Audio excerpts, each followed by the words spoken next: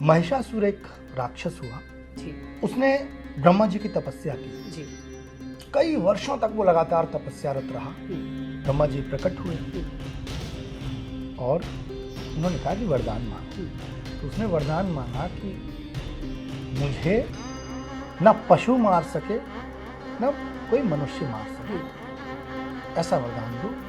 तो ब्रह्मा जी ने ऐसा वरदान दे दिया। अब आप सोचिए कि जिस व्यक्ति को ये एहसास हो कि अब मुझे कोई मारने वाला इस धरती पर नहीं है, तो उसकी जो शक्ति है वो अनंत हो जाती है। आपके अंदर से जब भय निकल जाता है, जब आप पर कोई अंकुश नहीं रहता है, तो आप कुछ भी करते हैं। नमस्कार सर, मैं एक्ट्रेस सुमन सिंह और आप डॉक्टर कुमार मनोज जो कि अंतर्राष्ट्रीय कवि हैं। आज आप मुंबई आए, आपसे मिलने का मौका मिला मुझे इस अवसर, मैं बहुत खुश हूँ। सर, मैं आपकी सारी वीडियोस देखती हूँ जिसमें आप धार्मिक विषयों पे बहुत चर्चा करते हैं, मतलब एक एक तथ्य को आप दर्शकों को बताते हैं जो जानना चाहते हैं। तो मेरे भी कुछ सवाल हैं सर, मैं आपसे पूछना चाहूँगी। सबसे पहला सवाल ये है कि जो अभी नवदुर्गा का पर्व चल रहा है, नवरात्रि हमारे चल रहे हैं, माँ दुर्गा को आदि शक्ति कहते हैं, लेकिन अभी मैंने एक अखबार में पढ़ा कि वो यादव पुत्री हैं। इसमें कितनी सच्चाई है सर? सुमन जी, आपका बहुत स्वागत। और वीडियो सुनती है इसके लिए, वीडियो देखती है इसके लिए पुनः धन्यवाद। और आज सबसे पहले तो आपको जो नवदुर्गा चल रहे हैं उसकी बहुत बहुत शुभकामनाएं। धन्यवाद और सर। आप व्रत रहती हैं क्या? जी सर, मैंने रखा है व्रत। क्या बात है। तो कुल मिला के आप, इसलिए ही आपको वीडियो अच्छे लगते हैं कि आप धार्मिक प्रवृत्ति आपके अंदर से है कहीं ना कहीं। और जो आज का आपने सवाल किया, ये सवाल बहुत जटिल भी है और बहुत सरल भी है। जटिल इन मायने में है कि बहुत सारे लोग माँ दुर्गा के बारे में बहुत सारी धारणाएं पाले हुए हैं।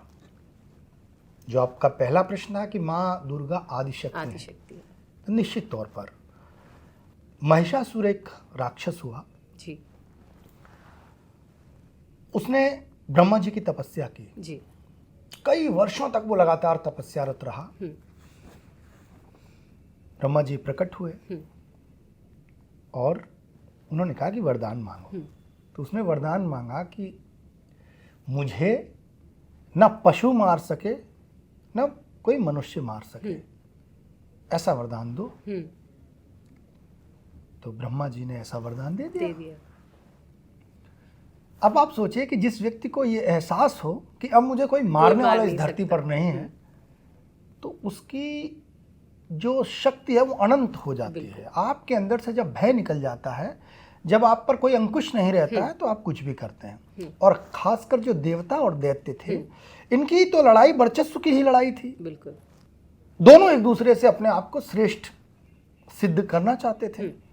और आमतौर पर जो मूल धारणा ये है वो ये है कि दोनों ही भाई थे। बिल्कुल। एक जो अदिति थी, हाँ। उनके उनके पुत्र जो थे वो आदित्य कहलाए, और जो दिति थी उनके पुत्र जो कहलाए, दोनों सगी बहनें थी, उनके जो पुत्र थे वो दैत्य कहलाए। तो ये जो लड़ाई चलती, तो महिषासुर ने वरदान पाकर देवताओं को खदेड़ना शुरू किया। सारे देवता युद्ध में उनके साथ आते और सबको हरा डाला। सारे देवता हार गए। उसने स्वर्ग लोक पर कब्जा कर लिया और स्वयं को इंद्र बताने लगा, महिषासुर। अब जो सारे देवता थे वो तनाव में आ गए। भाई स्वर्ग से उनको निकाल दिया गया और सब विचरण करने लगे इधर उधर। दौड़ते हुए ये तीनों ब्रह्मा विष्णु महेश के पास पहुंचे और उन्होंने कहा कि आप लोग हमको संकट में डाल देते हैं, आपकी तपस्या करते हैं लोग और फिर आपसे मनचाहा वरदान मांगते हैं, आप वरदान दे देते हो, और फिर पूरा जो मानव धरती पर जो लोग रहते हैं वो तो है ही, और जितने देव हैं, देवता हैं, सारे लोग संकट में आ जाते हैं। तो बैठ के एक आम सभा हुई, मीटिंग हुई, क्या किया जाए। तो कहा कि सारे देवता इकट्ठे होकर लड़ो। तो ये हुआ कि सब इकट्ठे होकर भी अगर जाएंगे तब भी महिषासुर को, क्योंकि हैं तो सारे पुरुष ही, बिल्कुल उसको नहीं मार सकते। अब हिरण्याकश्यप को जैसे मारा था वैसे भी नहीं मार सकते कि पशु का रूप रख लो, क्योंकि पशु और इंसान उसको मार नहीं सकते। बिल्कुल। तो ये हुआ कि एक ऐसी शक्ति का निर्माण किया जाए जो उसको मार सके। तो सारे देवताओं ने अपनी अपनी जो ऊर्जा थी, जैसे शिव जी का जो तेज था, अपना जो शस्त्र त्रिशूल था, ऐसे सारे देवताओं ने अपने अपनी जो चीज़ें थी, थोड़ी थोड़ी जो ऊर्जा थी, उस ऊर्जा को इकट्ठा करके एक नई शक्ति का निर्माण किया, जिसका नाम आदिशक्ति दुर्गा। वो शक्ति तैयार हुई और वो शक्ति ने इतनी पावरफुल थी वो कि महिषासुर को वही मार सकती थी, और उन्होंने महिषासुर को मार दिया। तो ये आदिशक्ति की उनकी कहानी है। अब जो आपका दूसरा यादव प्रश्न है, पुत्री, यादव पुत्री क्यों कहा जाता है? अच्छा, इसमें जो दुर्गा शब्द सती है, मार्कंडेय पुराण में 13 अध्याय हैं। उन 13 अध्यायों में 78 से लेकर 90 अध्याय तक पूरा दुर्गा के बारे में बताया गया। उसी को दुर्गा सप्तशती का कहा जाता है, और वहीं पर दुर्गा की सारी कथाएं जो हैं। तो अब यादव, क्योंकि दुर्गा जो है, जब वो एक ऊर्जा है, वो एक शक्ति है, वो ऊर्जा क्या अवतार लेती है। जैसे विष्णु है, विष्णु अवतार लिए, ऐसे ही एक अवतार में दुर्गा माँ यादवों के यहाँ जन्म लिया है।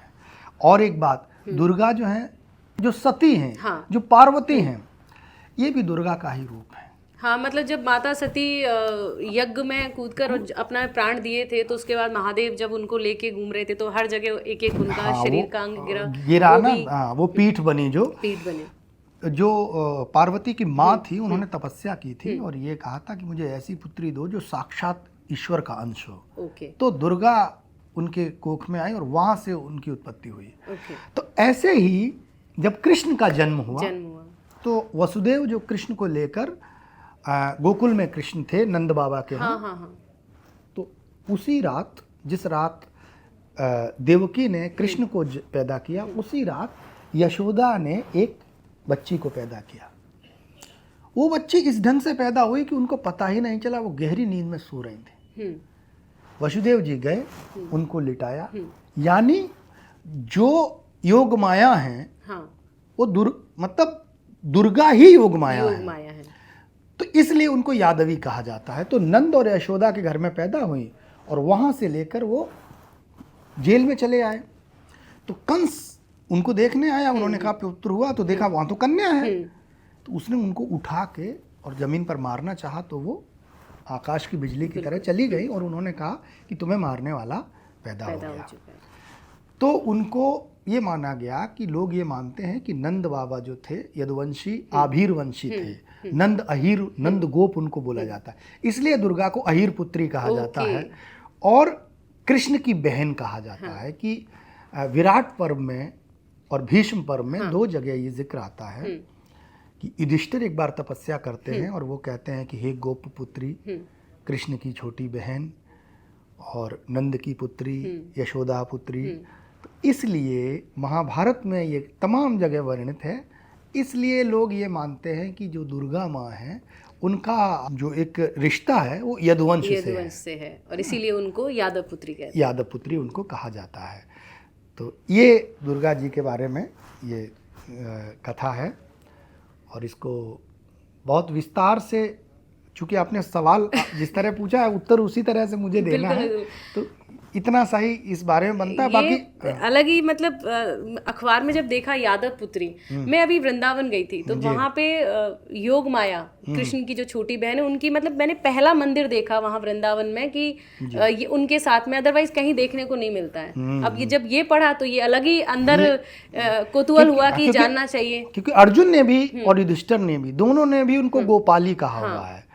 और तमाम सारे पुराणों में, गर्ग संहिता में तो मतलब स्पेशली उनको गोपाली, आभीर पुत्री बोला गया है।